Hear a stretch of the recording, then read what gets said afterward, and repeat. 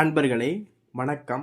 நாம் இன்னைக்கு வீடியோ பதிவில் எதை பற்றி நம்ம பார்க்க போகிறோம் அப்படின்னா, அதாவது நம்ம வணங்கக்கூடிய நம்மளுடைய குலதெய்வம் நம்ம வீட்டுக்கு வருதா இல்லையா அப்படிங்கிறத எப்படி நம்ம சோதிச்சு பார்க்கறது அப்படிங்கிறத பற்றி தான் வீடியோ பதிவில் முழுமையாக நம்ம பார்க்க போகிறோம். வீடியோ பதிவுக்குள்ளே போகிறதுக்கு முன்னாடி நம்மளுடைய சிவருத்ர மகாகாளி அருள்வாக்கு பீடம் சேனலை சப்ஸ்கிரைப் பண்ணாதவங்க சப்ஸ்கிரைப் பண்ணிக்கங்க. அதாவது ஒரு சிறு குழந்தை நம்ம வீட்டுக்கு வருவது போலையோ, இல்லை ஒரு சிறு குழந்தை நம்ம வீட்டில் விளையாடிக்கிட்டு இருக்கிறது போலையும் கனவுகள் வந்துச்சு அப்படின்னா நம்ம வீட்டில் குலதெய்வம் இருக்குது அப்படிங்கிறது அர்த்தம். சரிங்களா? அடுத்தபடியாக பார்த்திங்கன்னா, ஏதாவது பசுமாடுகளோ இல்லை பசுமாடுகள் நம்ம வீட்டு வாசலில் கட்டி கிடப்பது போல கனவுகள் வந்துருந்துச்சு அப்படின்னா, அப்பவும் என்ன செய்யுதுன்னா நம்ம வீட்டில் குலதெய்வம் தங்குது அப்படிங்கிறது அர்த்தம். சரிங்களா? அதுபோல் பார்த்திங்கன்னா, ஒரு சில பேர்கள் தெய்வ அனுக்கிரகம் உள்ளவங்க, தெய்வ வழிபாட்டில் இருக்கிறவங்களுக்கெல்லாம் பார்த்திங்கன்னா, வீட்டில் ஒரு 4 மணிலேருந்து ஒரு 6 மணிக்குள்ளாகவே என்னென்னா தூக்கம் வராது. சரிங்களா? இல்லைன்னா பதறி பதறி எந்திரிச்சிருவாங்க. யாரோ நம்மளை தட்டி எழுப்பது போல் இந்த மாதிரிலாம் நினைவுகள் என்ன செஞ்சுருவாங்கன்னா எழுந்துருவாங்க. சரிங்களா? இது போலலாம் கனவு வந்துச்சு அப்படின்னா நம்ம வீட்டில் என்ன செய்யுதுன்னா தெய்வம் இருக்குது அப்படிங்கிறது. ஏன்னா தெய்வம் வீட்டுக்குள்ளே வந்துருச்சு அப்படின்னா என்ன செய்ய விடாதுன்னா, தெய்வம் அனுக்கிரகம் உள்ளவங்களை உறங்க விடாது, தூங்க விடாது. சரிங்களா? அது எழுப்பி விட்டுரும். சரிங்களா? அது தெய்வம் உள்ளே வரக்கூடிய நேரத்தில் எழுப்பி விட்டுரும். அதாவது குலதெய்வம் அதாவது 2 to அந்த 4 மணிக்குள்ளாகத்தான் அந்த குலதெய்வத்துடைய டைம். சரிங்களா? அந்த குலதெய்வம் வீட்டுக்கு வரக்கூடிய நேரம் அப்படின்னு பார்த்தீங்கன்னா இந்த 2 to 4. சரிங்களா? இந்த நேரத்தை தான் தேவ நேரம்னு சொல்லுவாங்க. சரிங்களா? இந்த நேரத்தில் தான் என்ன செய்யும்னா குலதெய்வம்லாம் என்ன செய்யும்னா வீட்டுக்குள்ளே வரும். சரிங்களா? இந்த நேரத்தில் தான் என்ன செய்யும்னு வச்சுக்கோங்க, ஒரு சில பேர்கள்லாம் அந்த தெய்வத்தை சுமக்கிறவங்க, தெய்வத்தை நினச்சிக்கிட்டு இருக்கிறவங்களுக்குலாம் இந்த டயத்தில் முழிப்பு வந்துடும். எப்போவுமே இந்த 2 to இந்த 4க்குள்ளே எப்படியாவது முழிப்பு வந்துடும். சரிங்களா? என்னென்னா அந்த தெய்வம் வீட்டுக்குள்ளே வந்துடுச்சு அப்படிங்கிறது அர்த்தம். சரிங்களா? ஒரு சில பேர்கள் பார்த்திங்கன்னா, குலதெய்வத்தை வீட்டில் வழிபடும்போது, விளக்கேற்றி வழிபடும்போது என்ன செய்வோம்னா பள்ளி சகுனம் கொடுக்கும். சரிங்களா? இந்த மாதிரிலாம் வீட்டில் இருந்துச்சு அப்படின்னா குலதெய்வம் வீட்டுக்குள்ளே இருக்குது அப்படிங்கிறது அர்த்தம். சரிங்களா?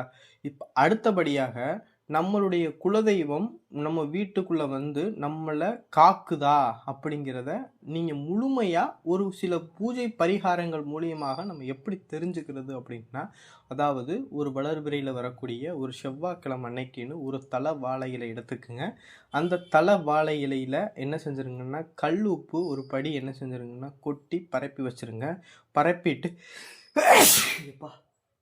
தலவாழை இலையில் ஒரு கல் உப்பு கொட்டி பரப்பி வச்சுட்டு, அதாவது தென்னம் பாலை தெரியுங்களா, அந்த பாலையை அடியோடு நல்லா முழுவதுமாக வெட்டி அந்த பாலையை அப்படியே கொண்டு அந்த தலவாழை இலையில் பரப்பி வச்சுருக்கக்கூடிய உப்பில் அந்த பாலையை படுக்க வச்சுட்டு அந்த பாலைக்கு சந்தனம், குங்குமம், இது மல்லிகைப்பூ இதெல்லாம் வச்சு அந்த பாலைக்கு என்ன செய்யுங்கன்னா சாம்பிராணி, தூப தீபம்லாம் காட்டி என்ன செஞ்சுருங்கன்னா உங்கள் குலதெய்வத்தை நினச்சி நீங்கள் என்ன செய்யணும்னா வழிபடணும். இப்படி வழிபட்டுக்கிட்டு வரணும். சரிங்களா?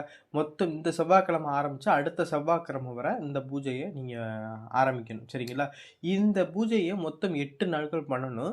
8 நாட்களுமே நீங்கள் இந்த பூஜையை பண்ணிக்கிட்டு இருக்கும்போது என்ன செய்யணும்னா, ஏதாவது உங்கள் குடும்பத்தில் உள்ள யாராவது அந்த உங்களுடைய குலதெய்வம் இறங்கி நான் இருக்கேன், நான் துணையாக இருக்கேன், நீ கவலைப்படாத அப்படிங்கிற மாதிரி வாக்கு கொடுக்கும்.